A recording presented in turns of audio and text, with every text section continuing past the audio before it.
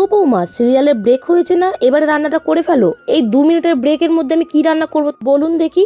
আরে বাবা, ফ্রিজে আছে না ঢ্যাঁড়স আছে, সেই ঢ্যাঁড়সটাকে ভালো করে কেটে নাও, একদম বড় বড় করে কেটে নেবে। গ্যাসের উপর একটা কড়াই বসিয়ে দিয়েছি, বেশ কিছুটা সরষের তেল দিয়ে ঢ্যাঁড়সগুলো লাল লাল করে ভেজে নিতে হবে।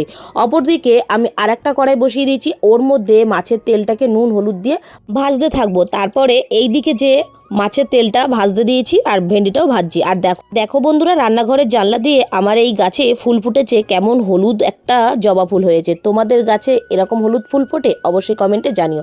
মাছের তেলটার মধ্যে রসুন থেতো করে দিয়ে দিলাম আর ভেজে রাখা ভেন্ডিটাকেও দিয়ে দিলাম। এবার ওই কড়াইয়ের মধ্যে আমি এখানে পেঁয়াজ লঙ্কাটাকেও ভেজে নিচ্ছি। পেঁয়াজ ভাজাটাকেও মাছের তেলের মধ্যে দিয়ে দেবো। এইদিকে নুন হলুদ লঙ্কার গুঁড়ো আর এর মধ্যে দিয়েছিলাম জিরের গুঁড়ো, আর ভালো করে মাছের তেলটার মধ্যে দিয়ে একটুখানি নাড়াচাড়া করে নেবো। আর গরম গরম ভাতের সাথে কী যে দারুণ লাগে। আর তোমরা চাইলে এখানে একটু গরম মশলাও দিতে পারো। আমি কিন্তু এখানে একটু গরম মশলা দিয়েছি, যেহেতু মাছের তেল রান্না করেছি তাই একটু গরম মশলা দিলে খেতে ভালো লাগে।